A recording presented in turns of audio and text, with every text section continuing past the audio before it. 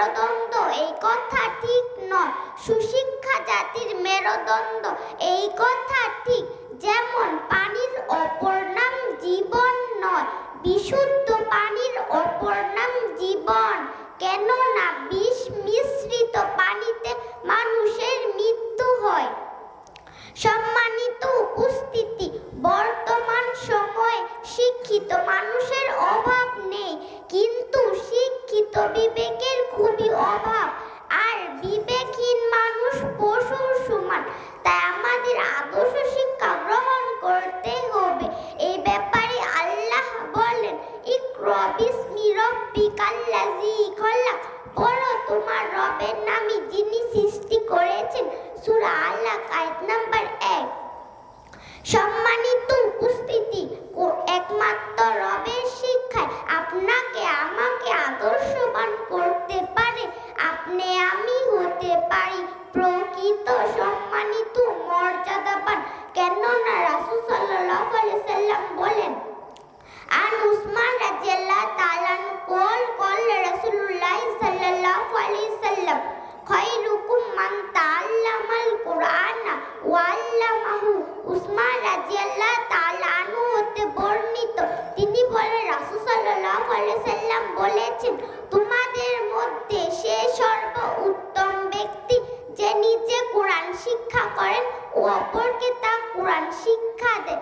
বুখারী মিশকাত 2109। সম্মানিত উপস্থিতি, কোরআনের শিক্ষায় আপনার আমার মনের জাহিলাত দূরীভূত করে দেহ মন আত্মার উন্নতি সাধন করতে পারে। মনে রাখবেন, আদর্শ শিক্ষা গ্রহণ করা সকলের উপর ফরজ। রাসূল সাল্লাল্লাহু আলাইহি সাল্লাম বলেন, আন আনাস ইবনে মালিক রাদিয়াল্লাহু তাআলা ক্বালা রাসূলুল্লাহ সাল্লাল্লাহু আলাইহি সাল্লাম, তলাবুল ইলমি ফারিদাতুন আলা কুল্লি মুসলিমিন। আনাস ইবনে মালিক রাদিয়াল্লাহু তাআলা আনহু হতে বর্ণিত, তিনি বলেন, রাসূল সাল্লাল্লাহু আলাইহি সাল্লাম বলেছেন, জ্ঞান অর্জন করা প্রত্যেক মুসলিমের উপর ফরজ।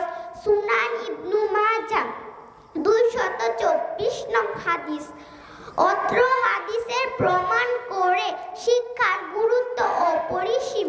আল্লাহ আমাদের পবিত্র কোরআন ও সহিহ হাদিসে জ্ঞান অর্জনের মাধ্যমে প্রকৃত জ্ঞানী হওয়ার তৌফিক দান করুন, আমিন।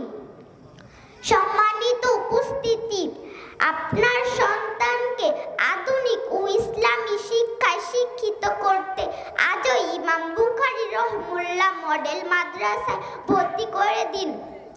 সম্মানিত উপস্থিতি, আমি ফাতেমা আক্তার রুবাইয়া, আমি ইমাম বুখারী রহমাহুল্লাহ মডেল মাদ্রাসার প্রথম শ্রেণীর ছাত্রী।